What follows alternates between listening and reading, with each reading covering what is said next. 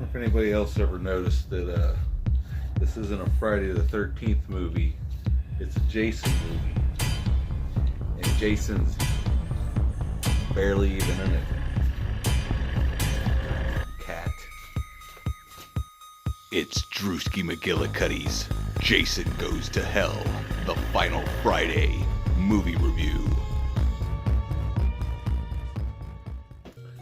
Hey everybody, it's Drewski McGillicuddy, and it's time to talk about everybody's least favorite entry in the Friday the 13th franchise.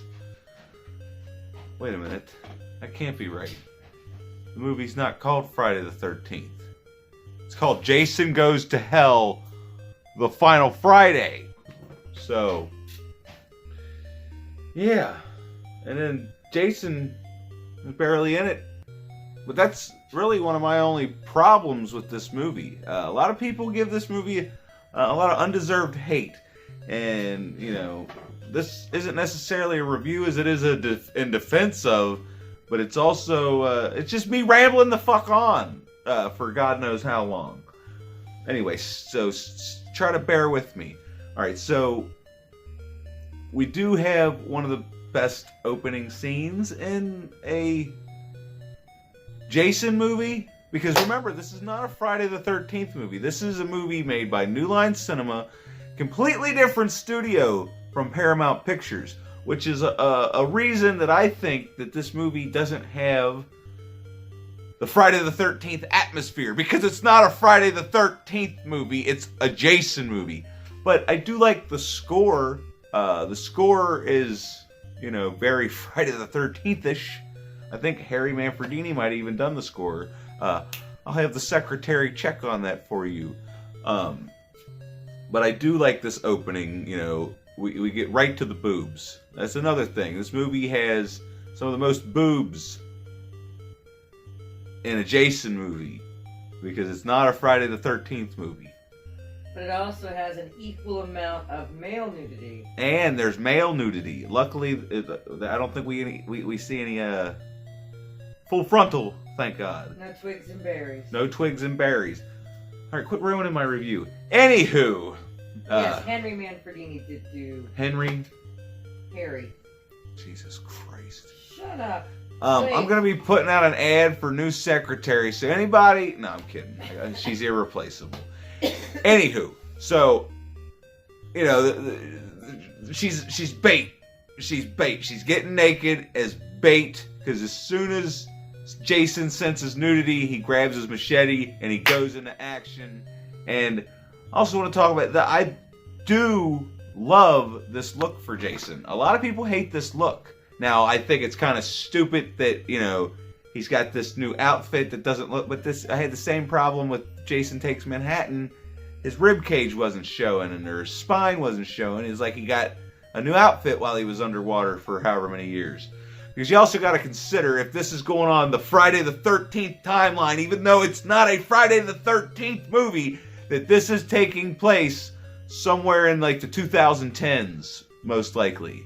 If you notice, the one guy later on in the movie actually has a cell phone, even though it's a flip phone from 1993. But, you know, that's just grasping at straws or something. But anyway, so you got the opening scene where they bait Jason. This girl's an FBI agent, and they blow him up. They blow him up, okay? And then I gotta love the scene where they're pushing his body into the morgue after he is blown up, and there's Kane Hodder talking about how Jason's a pussy, because that's funny, because you know, he is Jason. So that's, you know, that's some nice humor. And then you got the scene where the coroner, he's hearing some humming, and then all of a sudden the heart starts beating. Now, granted, as stupid as this is, it's still a pretty cool scene. It made Sarah like uncomfortable, and she don't get it. She thought it was okay. Never mind. I ain't gonna tell you. Like, she watches like vasectomies. Why is it called a vasectomy? Vasectomy. Why she's eating spaghetti. Anywho, so yeah, it's kind of stupid. It's kind of fucking stupid. But then, you know, we go and meet Steven, and I love Steven. Steven's one of my favorite Final guys. of the Friday the 13th. He's right up there with Tommy as far as final guys go. Like even in a general horror, even though horror movies in general don't normally have a final guy. I mean, some of them do, but a lot of them don't. It's always a final girl, which is kind of sexist if you ask me. Anywho, so Steven picks up these kids on their way to Camp Crystal Lake to smoke some dope, have some premarital sex, and get slaughtered. And I kind of feel sorry for the one girl that's like in the front seat with Steven. It's cute how she gives him a kiss for the ride and all that stuff. But yeah, just the whole scene involving these kids. I mean, it doesn't have the atmosphere. They don't actually show the lake, which is another fucking problem with this movie. But hey, I can look past that. And I'll talk about that because I don't want to forget to mention all the things that make this a great horror film. It's just not a great Friday the 13th movie. Do you understand? Okay, well, because we're going to talk about it. This could take forever. You guys might want to pause it now, go get a snack, because who knows how long I'm going to ramble on for this time. But we're going to lead up to one of the best... Actually, no, this is hands down. Fuck the sleeping bag, okay? Fuck the sleeping bag. This right here, motherfucker, is the best kill in the franchise. We get to see some titties as well, and I mean, even the other girl, she's got some itty bitty titties, but there's two titties for the, in the same 5-minute scene. How exciting is that? But then, when I was a kid, and I'm still convinced that these two are really having sex, because this is one of the most convincing sex scenes and one of the most, I may or may not have used to touch myself to this scene. Okay, I'm not gonna fucking beat around the bush. Okay, but this fucking kill. Did I show it yet? I don't know if I had the thing pop up yet, but this fucking... I'm just going to keep having it pop up. Damn it, this was supposed to be a gift. Just look at this. It's fucking amazing.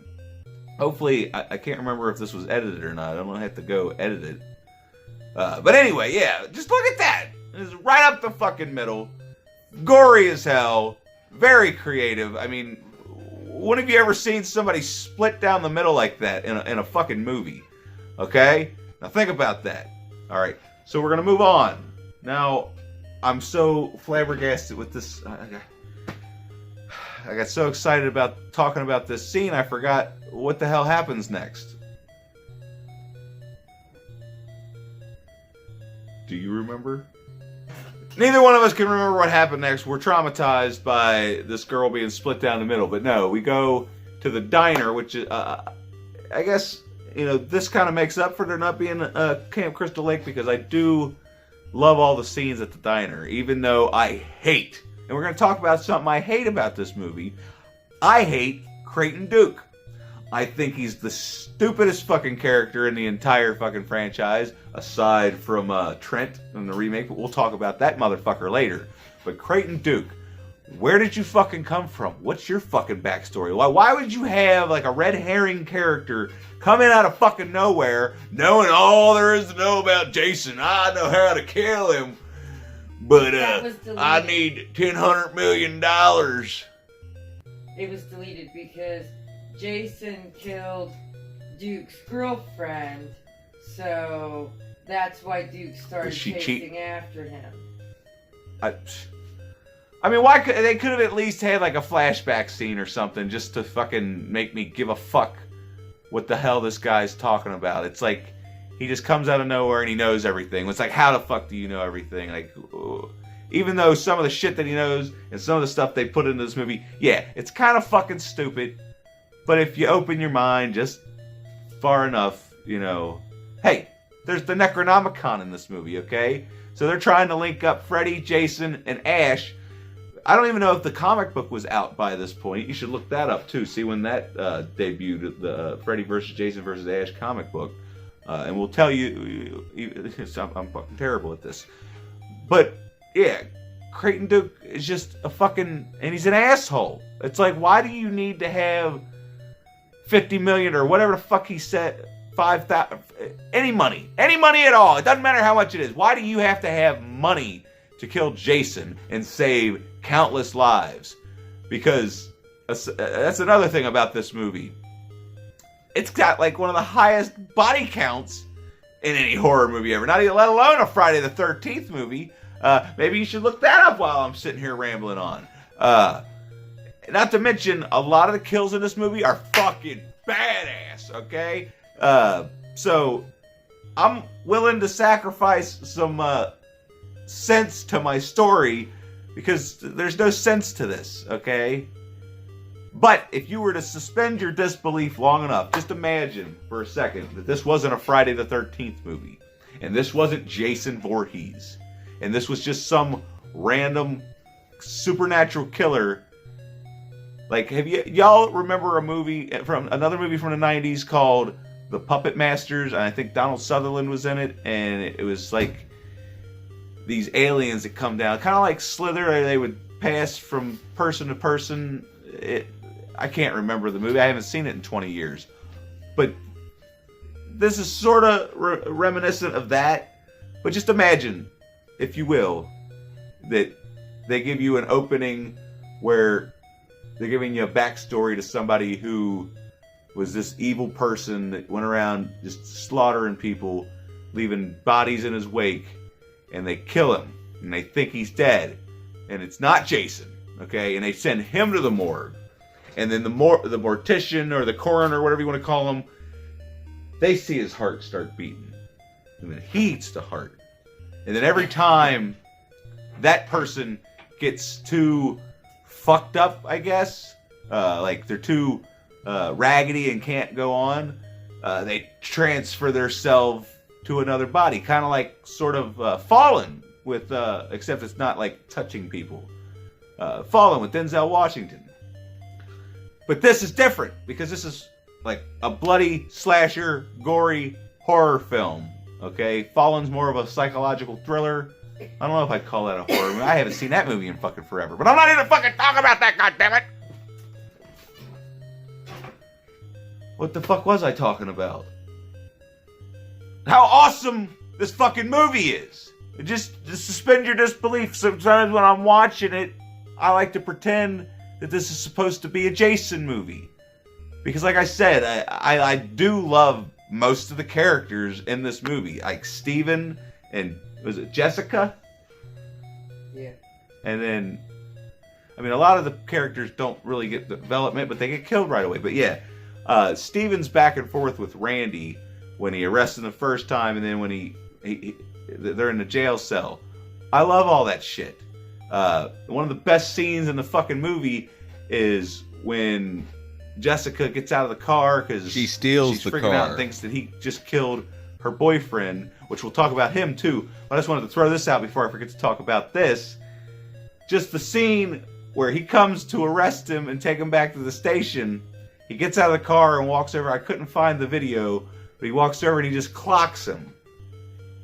And then they get into like a 13-year-old scruffle fight, like, we did when we were kids, and, me and our you and your best friend just, couldn't settle it over words, so you had to duke it out, but neither one of you could fight, so you just ended up rolling around on the ground in the dirt. And then he said, "I'm taking you back." And he says, "Nah," and he's like, "No." Or he's like, "What makes you think he says, "Get in the car, Steven." He says, "Get in the car, Steven." Steven says, "Why should I?" And he says, "Why should I?" What does Randy say? He says, "I got a gun." He says, "Fuck that. I've got a gun." And then I'm going to end up knocking shit off this shelf. I need to just rearrange the entire goddamn thing. But anyway, that scene is fucking gold. And if you don't like that scene, there's a good chance you're an asshole. What? The body count for this movie is 23. 20 fucking 3. Take that, Michael Myers. When the fuck have you ever killed 23 people in one movie? Even though it wasn't Jason, it was, Jason as a... Jason's essence. It was Jason's essence. Essence of Jason. Put that on a shirt.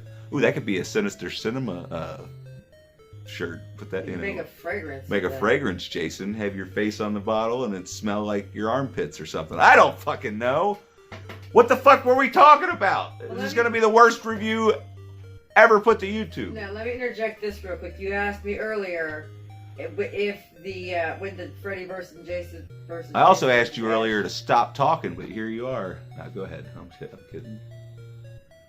Just hurry up. Anyway, Freddy versus Jason versus Ash came out in November of 2007, and this movie came out in '93. So they've been trying to set that up for God knows how long. But I don't know what the fuck is wrong with people in Hollywood. Like, they don't know how to fucking do things or something.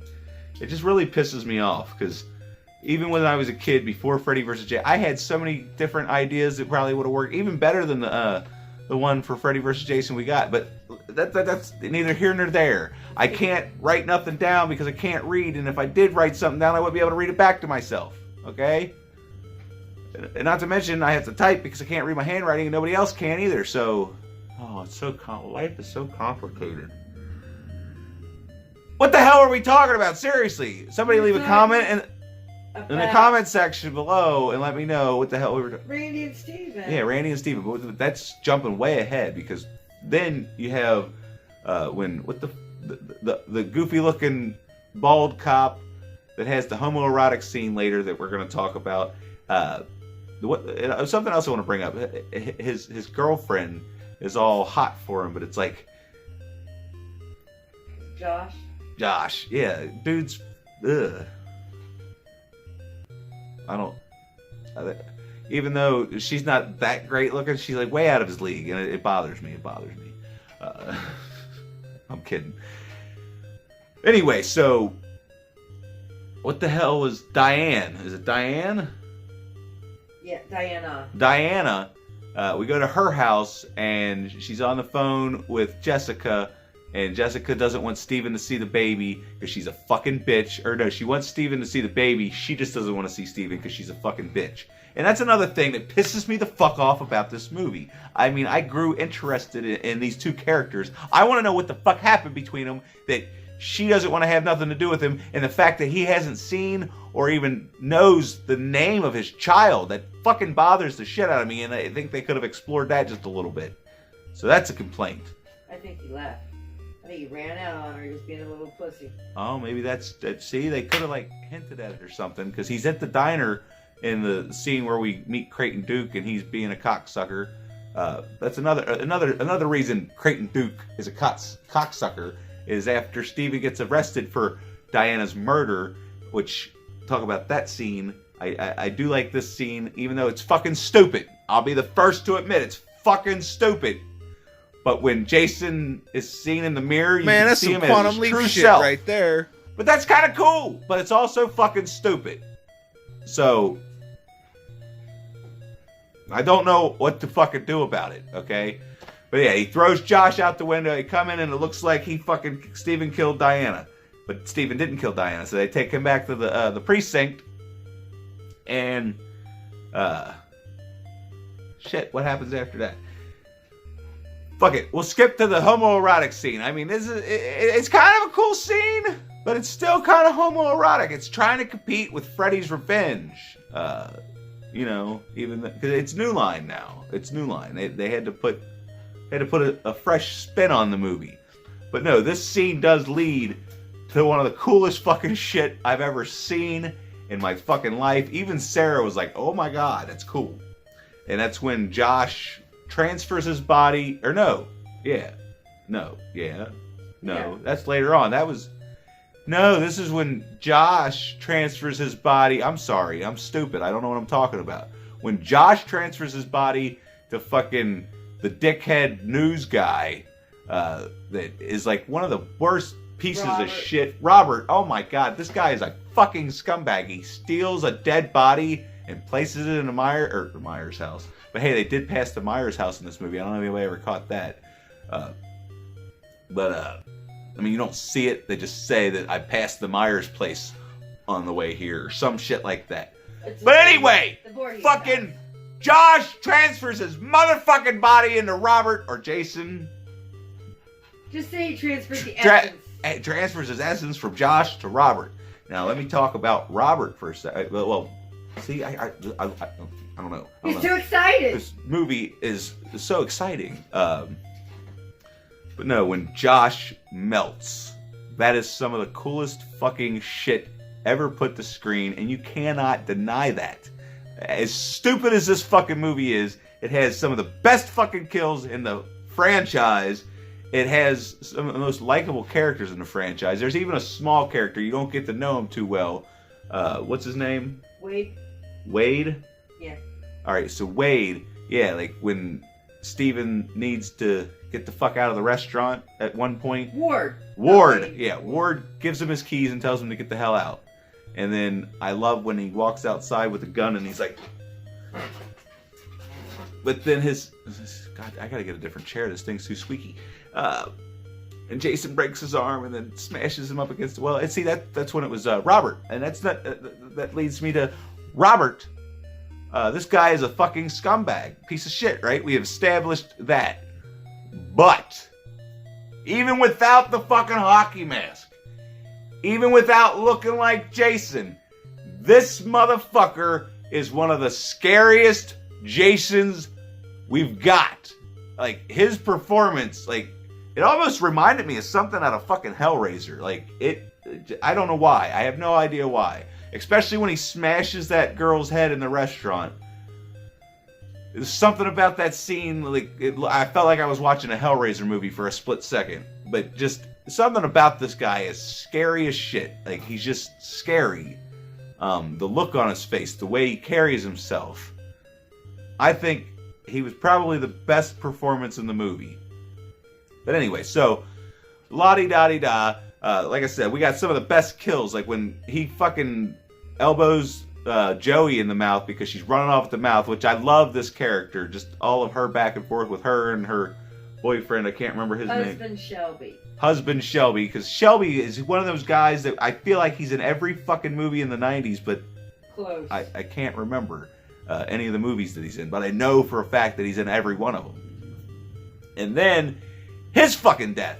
He gets fucking thrown into the deep fryer for however long, and then thrown onto the fucking stove. Like, what the fuck? That's some fucked up shit.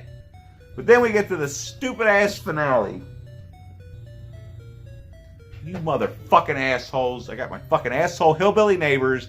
They honestly should be probably shot. I don't know. I'm kidding. No, they just need to learn what time it is on it's like night. Fucking 10 o'clock at night, and he's riding around on his Harley, ruining my goddamn review. Honking the horn. Honking the fucking horn for no reason. It's like, you're already on a Harley, asshole. They fucking know you're here, okay? We can fucking hear you from all the way down the goddamn street. Anyway, so the third act is pretty fucking stupid, but I kind of still like it. I mean, the whole thing with Robert... I forgot to talk about the whole stupid shit with the Creighton Duke breaking Steven's fingers for information. That was fucking stupid. And then, once they get to the fucking house, because he fucking takes the goddamn baby, which is a dick move, she tells him, oh, there's not gonna be any money, Robert's dead. He's like, it's not about the money anymore. It's like, when the fuck did it stop being about the money for you, asshole? I mean, you're fucking breaking people's fucking fingers. Like, why the fuck was it even about the fucking money to begin with? Shouldn't you have just been a decent fucking human being and wanted to fucking have, put an end to Jason and his killing spree? Like, are you that fucking selfish of a fucking human being? You know, never mind. I hate Creighton Duke. Like, the worst character in the Friday the 13th franchise. Except for maybe Trent. But we'll talk about that motherfucker later, like I said, you know. But yeah, there's just the whole fucking voodoo, witchcraft bullshit behind Jason is fucking stupid. Like I said, this movie would be a fucking masterpiece if it wasn't a Friday the 13th movie or a Jason movie. If it was just its own standalone fucking body-to-body demon possession type whatever, it would be fucking top notch. I'd give it fucking all the gold stars, possibly the unicorn. But since it's just took this fucking franchise, it was just like, you know what? Fuck it. We'll just have him jump from body to body as a little demon. And then only his sister that we never knew in the entire franchise that he had, and that his family was into witchcraft, even though his fucking sister and her mother are completely fucking normal people. So apparently they're estranged from their mother, and it's like, when the fuck did his mother have, and why the fuck does he know where he fucking lives? He died when he was a fucking retarded child. Well, he might not have been retarded, but he was definitely special. He was 11. He was 11. You know where you live at that point. Yeah, but Camp Crystal Lake, that can't be that close to your fucking house. I don't know.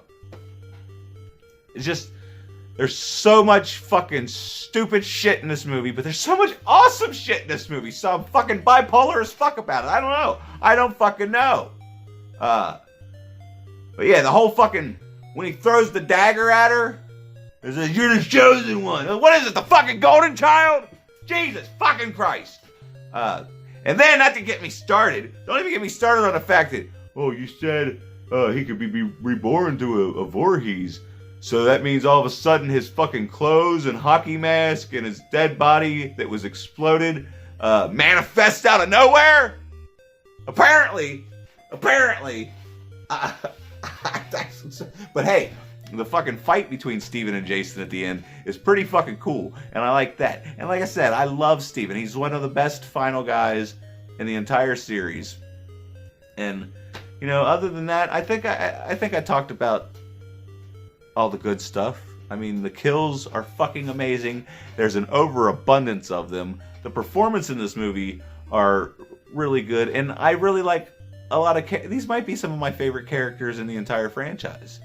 Definitely some of the best fucking kills in the fucking franchise. The tent scene alone, bravo to whoever fucking came up with that kill. That was fucking amazing. So yeah, I'm so fucking conflicted on this movie. I don't know what to do. As a Friday the 13th movie, it fucking sucks. But as a horror movie in general, had this been the first Friday the 13th movie I've ever seen, fucking awesome. That's some kick-ass shit. Even seriously, had you never seen a Friday the 13th movie and this was the first one you ever saw, even as dumb as some of the witchcraft and bullshit is, it wouldn't be as dumb. Because you wouldn't know that this started out as just, you know, this woman's revenge, or she's a crazy bitch revenge tale. And then blah, blah, blah, blah, blah. I don't know. But, you know, I can't think of any stupid, unnecessary, ridiculous ratings to give it. So,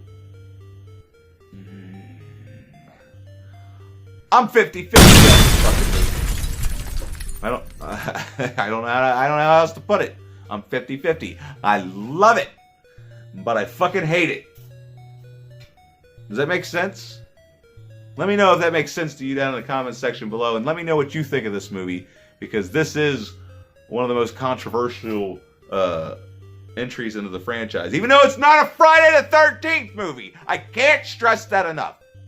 Okay. Like the video, subscribe if you haven't already.